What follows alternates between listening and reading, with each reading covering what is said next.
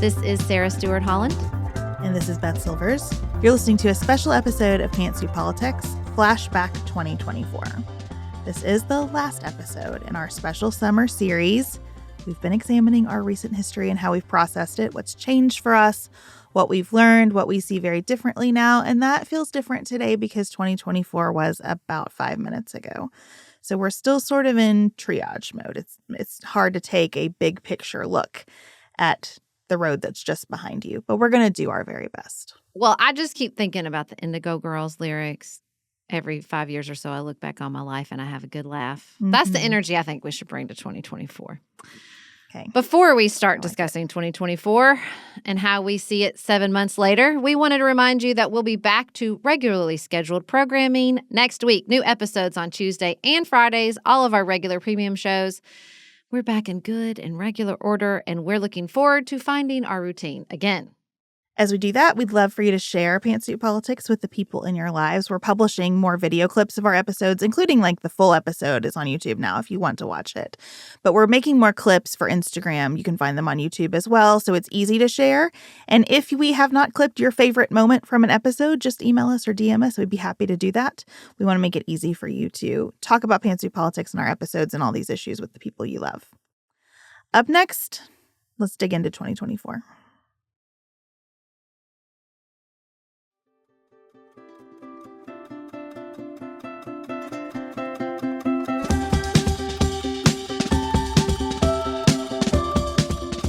Sarah, I realized looking at our list of episodes from last year that in my mind, 2024 did not really start until the summer.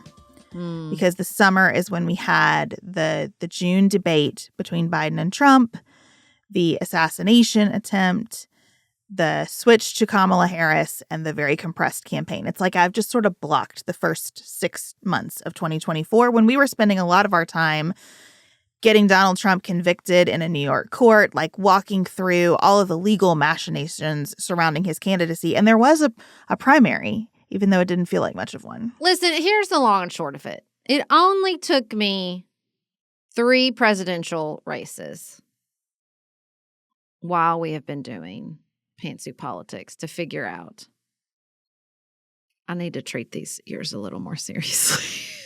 Personally and professionally, because a presidential year to me feels almost like 2 years.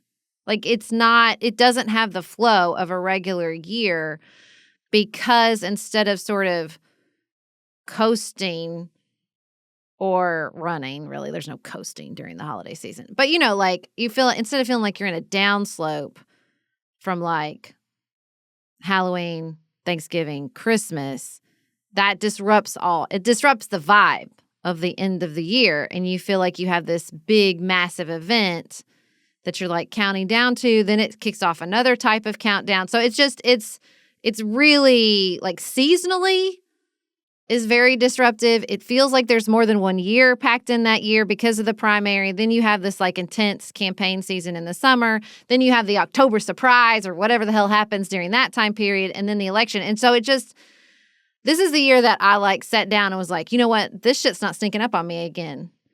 I like mapped out all my family's big milestones for the next 10 years so that I could make sure I knew what was coming during a presidential year. They're not going to sneak up on me again. It only took me 3 to figure this out, but I have now learned. And even with all that planning, we still banked on sort of a normal summer, which we did not have at all. No. Even for a presidential year, it was not a normal summer. No. That summer was insane. Even being very methodical in the way we've gone past these last 10 years and, thinking about the pandemic and the George Floyd protests and the Kavanaugh hearings and the overturning of Roe v. Wade, all of it, looking at it, thinking about it, putting it together in a timeline. Nothing compares to those 6 weeks. Nothing. Nothing. Not even close. Not even a global stinking pandemic compares to the debate, the assassination attempts, and him dropping out. Still, do you hear me? Can you hear how Speechless. I cannot put a sentence? Yeah, I cannot put a sentence together about what that was like. I was also looking through this thinking about how we've heard from some people that they felt a real shift in our show after the election. And I looked at the list of things that happened and the order in which they happened and how quickly they happened. And I just keep thinking, I don't know how you live through this and don't feel a shift in yourself, in the way that you look at events, in the kind of information you take in and how you take it in. I don't know how you go through 6 weeks like that as a person who loves and pays attention to politics without being upended in any number of ways. No. As I look back over those 10 years, I can see sort of like, what's that game? The game where you you're removing the sticks for the marble to fall through. What game where you're like building a little structure out of the overlaying of the sticks. Yes. Either way, I'm either building it or tearing it down, but I can see all the sticks, right? I can see how this sort of disrupted my ideas and this changed things, and I can see all these skinny sticks. But this is the year when, whatever metaphor of this game that I cannot remember plays out, you either the last stick got pulled or the marble fell through. Like I couldn't. Who would I be if my politics were the same over these last 10 years? How would that work? How would that work if I sounded the same to you in 2016 with an infant at the beginning of the Hillary Clinton campaign, and 2024 after this summer, and a 10-year-old? Like, I don't even know how that would work. Like, of course all this worked on us and changed us. It has been really clear to me, something that we've talked about for a long time, but listening back, it is even more stark, that there's a difference between your values and your politics. I think that fundamentally, my values have not changed while we've been making this show. I listen back and I hear a lot of the same themes about how we approach life, how we care about other people, the sense always from the beginning for both of us that we don't throw other people away. I think hitting on Luigi and Mangione, which is a part of this year that I feel like we weren't really able to process fully because of when it happened and how much was going on. We never had a moment where either of us was like, well, healthcare is pretty bad. Maybe something like this needed to happen. No, because that's entirely inconsistent with our values. We've always been clear about our values.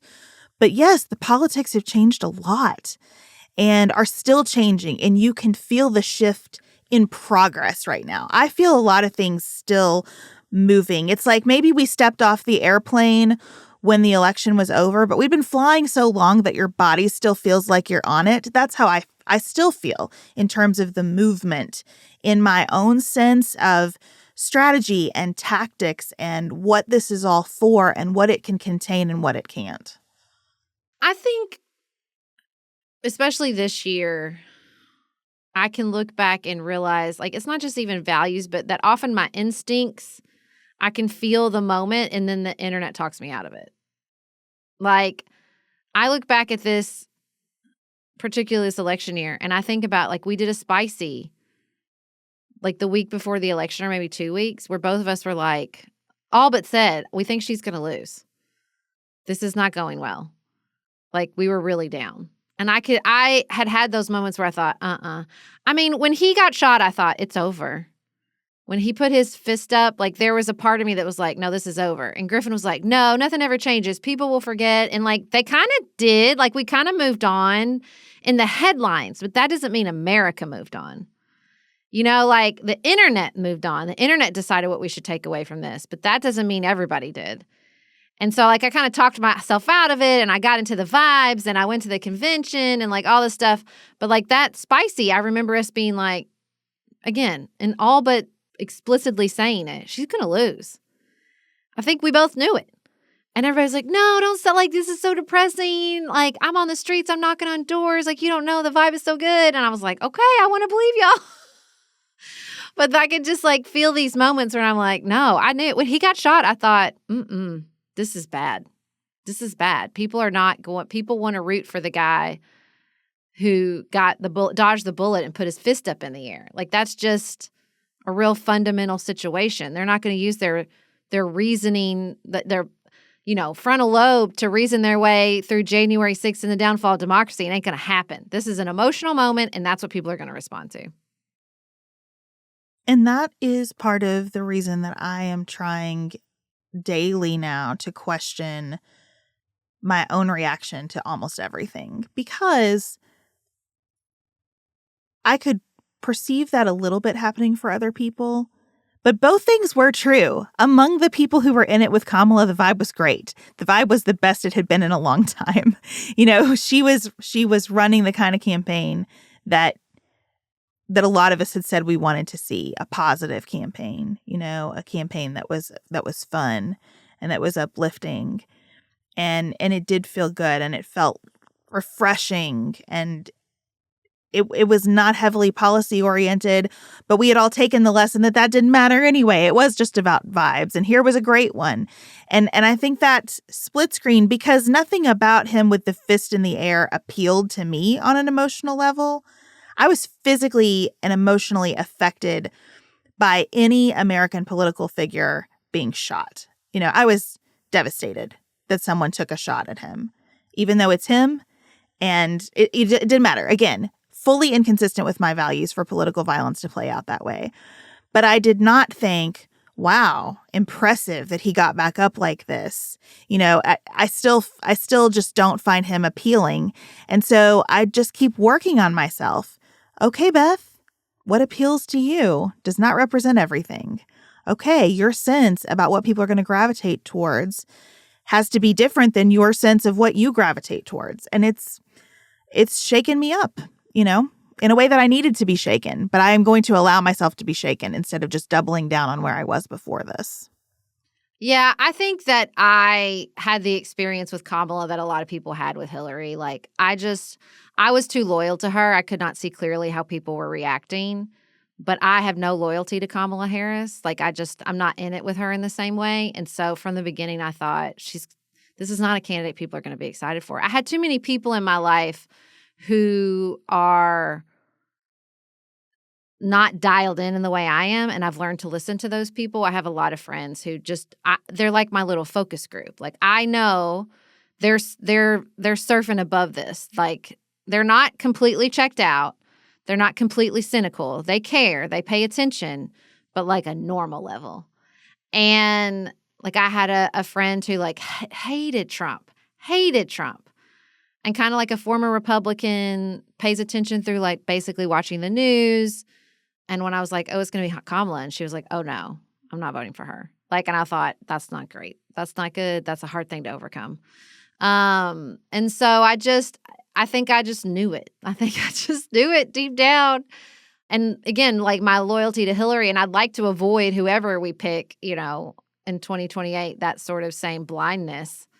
Because it's the opposite for me. Like, I think my gut will tell me the truth, but my like loyalty to the party or the candidate will talk me out of it. Like, if I just listen to the signs on the ground, I just think I spent a lot of time, especially with Biden and my loyalty to the Democratic Party. And it wasn't even loyalty. It was just a distaste for anything related to Trump. That's what I have decided to leave behind. I do not want to be – this is the part of 2024 that I think about all the time.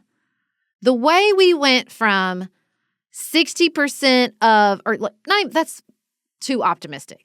Like 90% of Republicans think the economy's in the shitter and Democrats think it's great.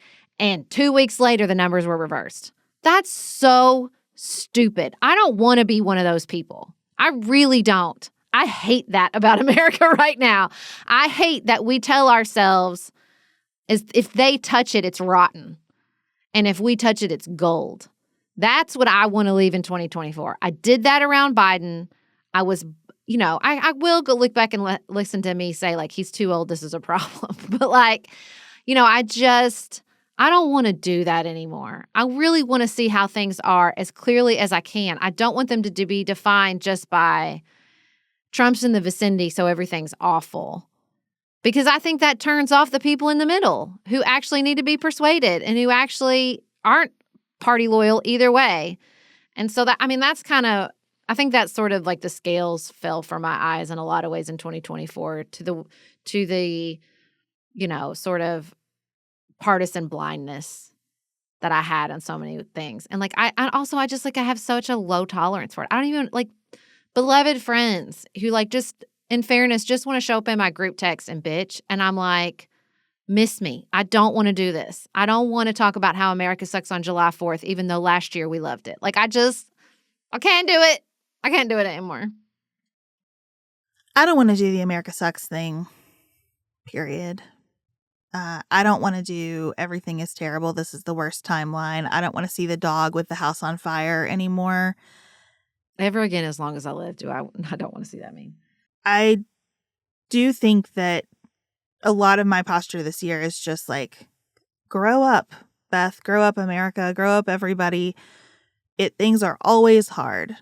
There's always something hard. In the best of times, there are people who cannot celebrate the 4th of July. In the best of times, there are people who think everything sucks and this is the worst timeline.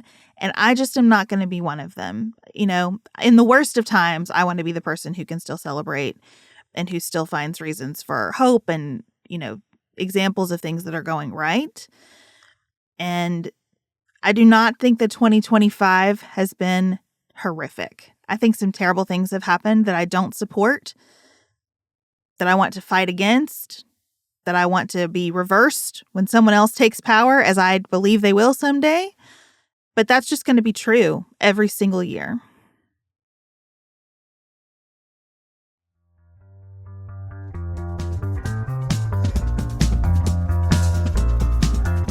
Another thing that was true for me in 2024, I think that fed this shift for me, was just the continuing wars in Ukraine and Gaza. Like, I just don't know how you sit comfortably in your home and say all is lost when a click away, you can see people who are really experiencing all is lost in a profound way. And so I you know, the other thing I think that I finally was ready to just abandon is that narrative, because I think it's so disrespectful to people who are really experiencing a, you know, all is lost, dumpster fire situation.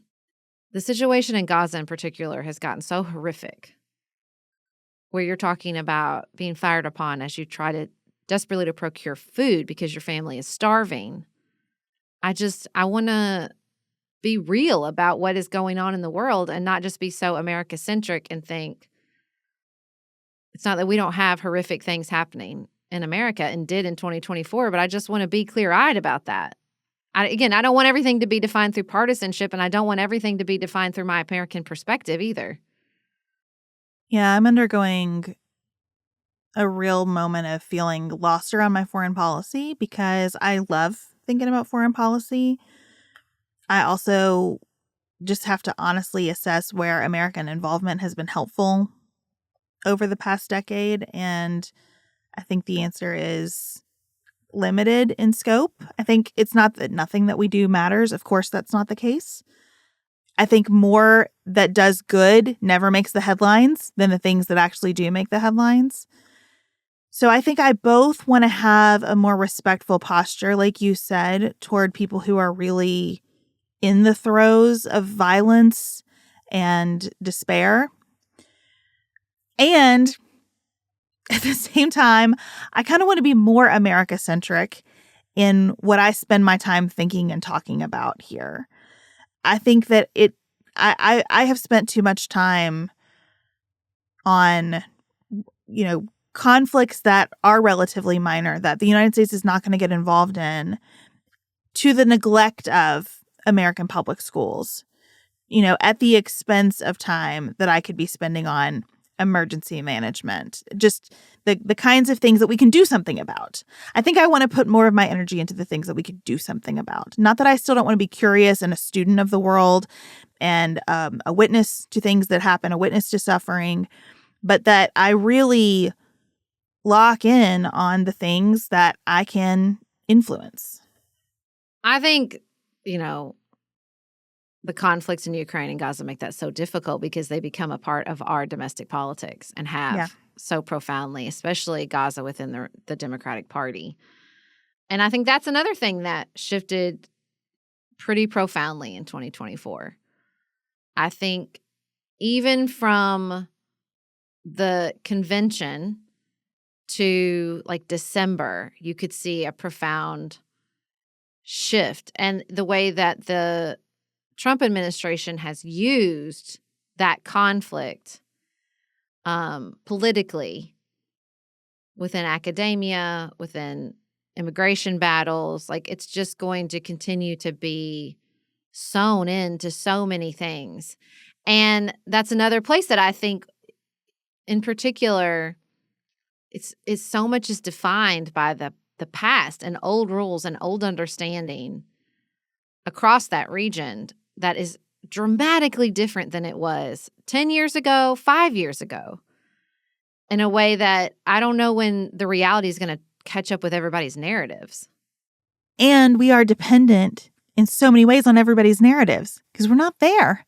You know, we can't live it every day. The stories that are told, the speeches that are given, the strategies that are proposed shape what we can even understand of it. So trying to get good information, not just good information in that it's reliable and someone's tried hard and vetted it and has reporters on the ground, but also having any sense of perspective around it is challenging. It's hard enough to feel like you're getting a good, thorough investigation of events happening in your own state in this information environment.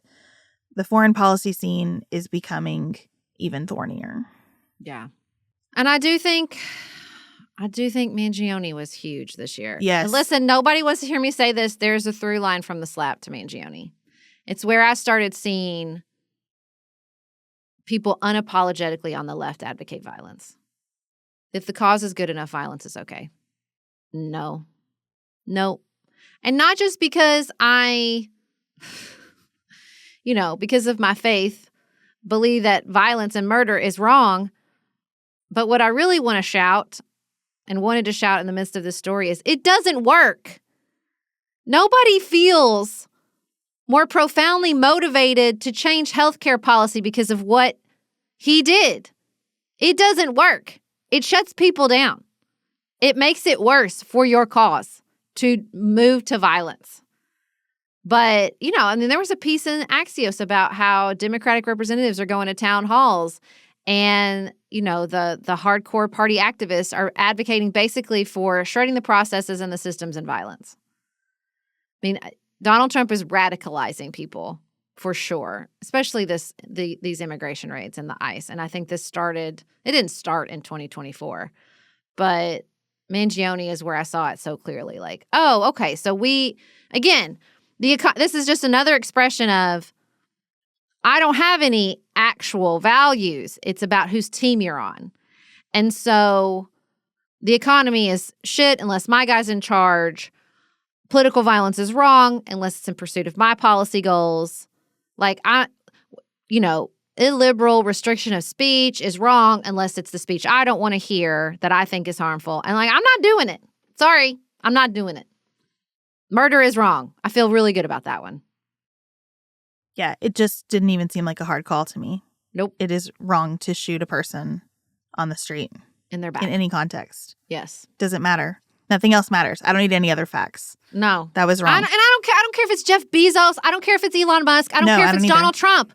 We do not assassinate people. It doesn't accomplish anything. But the dehumanization around people like that, you disagree with that. I mean, the dehumanization around the ultra rich is a thing.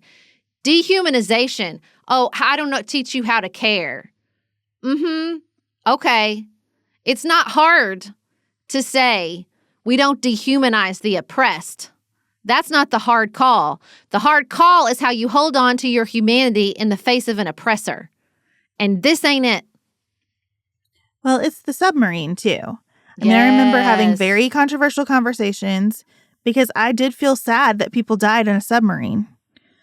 And if the Bezos space tourism trip, if that rocket had exploded, I would have felt sad about it. Oh my God, I've been devastated if Gil had died. Devastated. I mean, I don't want people to die.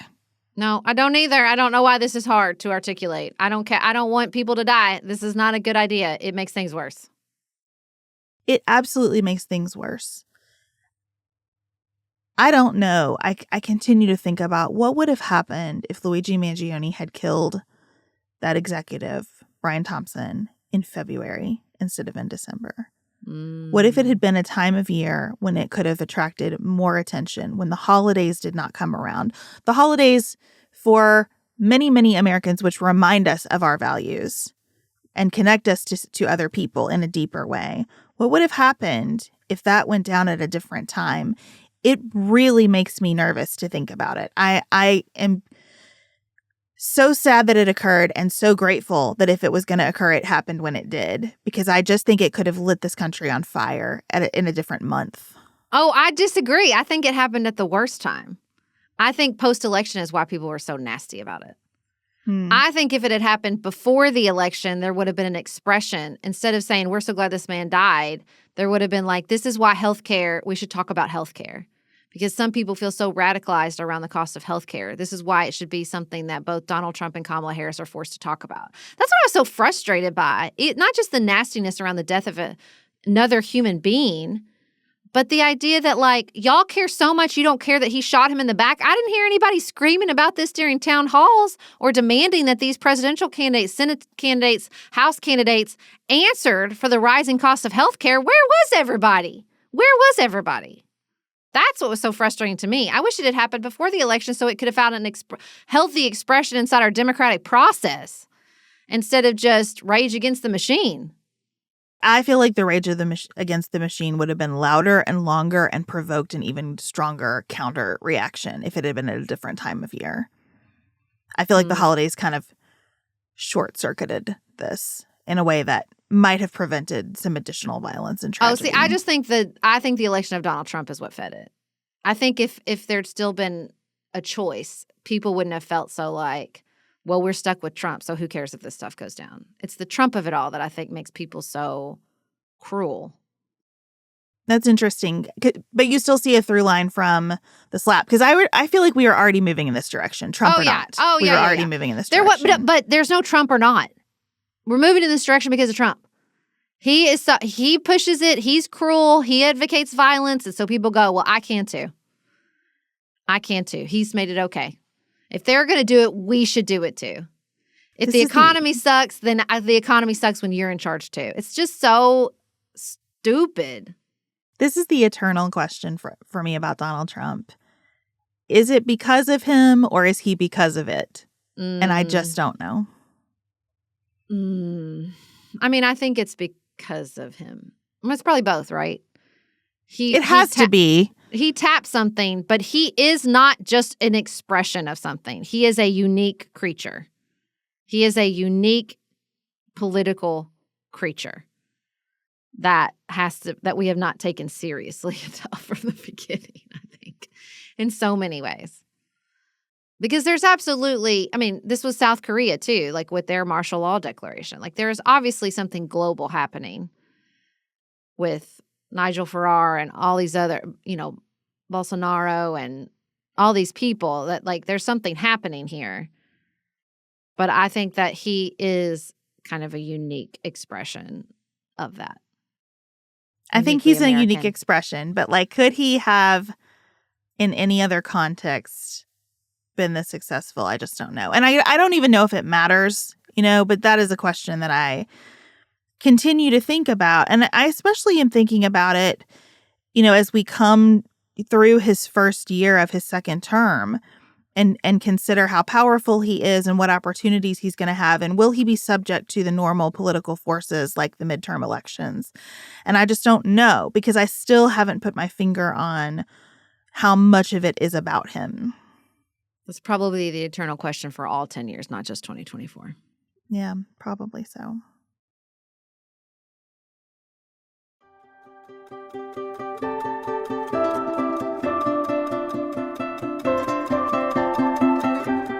The more fun part of these flashback episodes has been moving on to pop culture. And again, this doesn't feel over to me. Like we talked about Cowboy Carter, but Cowboy Carter's on tour this year. So everything still feels kind of in progress. Not the Eras Tour is over. The Eras Tour is over. Sadly. The love story continues, thank God. But the Eras Tour ended in 2024. They got overexposed. This was the year that I think they both were like, we got to get out of here. We're going to wrap this up and go quiet for a while. Good instincts, guys. Good instincts. Taylor. How long do you think that period lasts? Where are you in the Taylor Swift fandom of thinking that a new album is coming? I want her to get married. I don't care about a new album. I want her to get married and have babies and then write albums about that. I think my stance is clear. And I think we're close. I think they've taken this year. I wonder how long their like sort of we need to stay dark is. I think they need more time. I don't think people are ready for more, maybe the Swifties, but if she's smart, I think she can look around and say like, this is not the time to roll out with another big PR move. I would give it a while. I'd give it a minute. I would give it a minute too. I would just encourage her to like be free and rest and live her best life. Get married. So I want to ask you about Cowboy Carter because when we discussed it on the show, I was a much bigger fan of this album than you were. Now we have both seen her live. Where are you on Beyonce's Cowboy Carter after seeing it live? Oh, I love the tour, but I don't listen to the album still. Like, I thought it was great. It was a great show. She's an incredible performer. It was time for her and I to be together in the same room as two very important 1981 babies. I also had a crazy experience at the tour where she almost died in front of me, guys. If y'all listen to the news brief, you've heard the story, but like she did 16 carriages. She's still not doing that number, by the way, with the car. Somebody who went to the DC show on July 4th said she's still not doing it. She almost tipped out of the car in front of us, guys. It was crazy. They had to stop the show and bring her down. I was in Houston. They brought her down and got her out of the car. She's still not doing that. No, I liked it, but I still don't. I still think Lemonade is a better country album than Cowboy Carter. That's my hot Beyonce take. Well, I love this album, and I thought it was fantastic live. I just thought the show was definitely one of the top 5 concerts I've ever been to. I thought it was just from start to finish so beautifully constructed. I also had a weird experience. I saw her in Chicago when the Dust Bowl happened. Oh. So I got to Chicago the night that the Dust Bowl happened, and then I saw her the next night. So my concert experience was not disrupted. But I did have the strange experience. It felt like we were going to see Second City that night. And I got out of the cab and it's just like being in a different time and place altogether. You know what I mean? I've never had like the experience of just dust blowing into your eyes and nose and throat and like inescapable. It was so strange. It was like being transported to a different century. But it was, I thought, just a phenomenal concert. And it was nice to see her take on live performing. You know what I mean? She just has such a point of view and I think shows that it can be done a lot of different ways, all of which are really interesting. So I'm really glad I got to see the car before the mishap because the car was pretty cool. Yeah, I mean, it's very conceptual. I mean, that's the thing. I think her music itself has gotten so conceptual. The concert definitely itself is so conceptual. I think that's probably why I don't just like fall hard for the music itself, because I think it's so the albums were in this trilogy, Renaissance, Cowboy Carter. There's going to be a third album. The performances, like they're very, very artistic and very, very conceptual. That is not a diss. I think that's incredible. It's just not something I want to listen to over and over again in my car. Like, I just think it's what she's doing is fascinating to watch. I feel like some of those films in between the sets should have just be in the MoMA, more than on stage at a tour, or both for that matter. So I'm like super interested in that, but it just feels very different. It feels different from than what else happened in 2024, sort of like the Brat Summer and Chappell Roan, like, and Sabrina Carpenter, just like full on bops. I'm gonna make music that you can't stop singing. If you wanted to, no, you have to sing this on repeat in your head until you die. This is the music we're making now. I'm so surprised that we have a new Sabrina Carpenter, given the 2024 that she had. You know, I thought she might have felt overexposed and pulled back a little bit, but nope. I didn't feel that from her. I mean, as much. I mean, again, Taylor, Eras and Taylor is like on it, and then again, on top of with the Travis and the Super Bowl and the thing. It's just that's like another planet. That's another universe. Even with Chappell Roan, who I think probably had the biggest meteoric year, you just can't touch that. It's such a big thing. We talked about it for 3 of these years. Like, I don't know. It's another thing. She invented another thing. A thing when the theme of these years have been the decentralization, the changing of media, all the stuff. And she was like, oh no, JK, I can get everybody singing the same song. I can get everybody coming to the same show. Like, it's just a totally different ball game. And like, when people refuse to acknowledge that, it says more about them than it does about Taylor Swift. That's kind of how I feel at this point. Like, that was historical. And if you can't see that, that's on you, not her.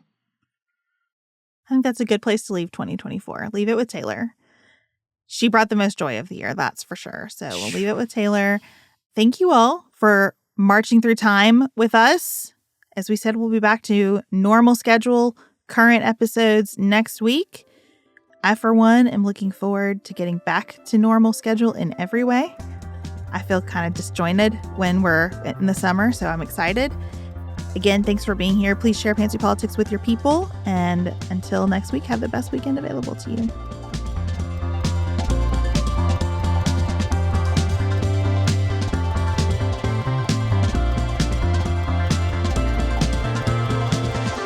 Pantsuit Politics is produced by Studio D Podcast Production.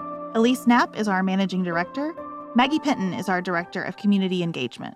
Xander Singh is the composer of our theme music with inspiration from original work by Dante Lima. Our show is listener supported.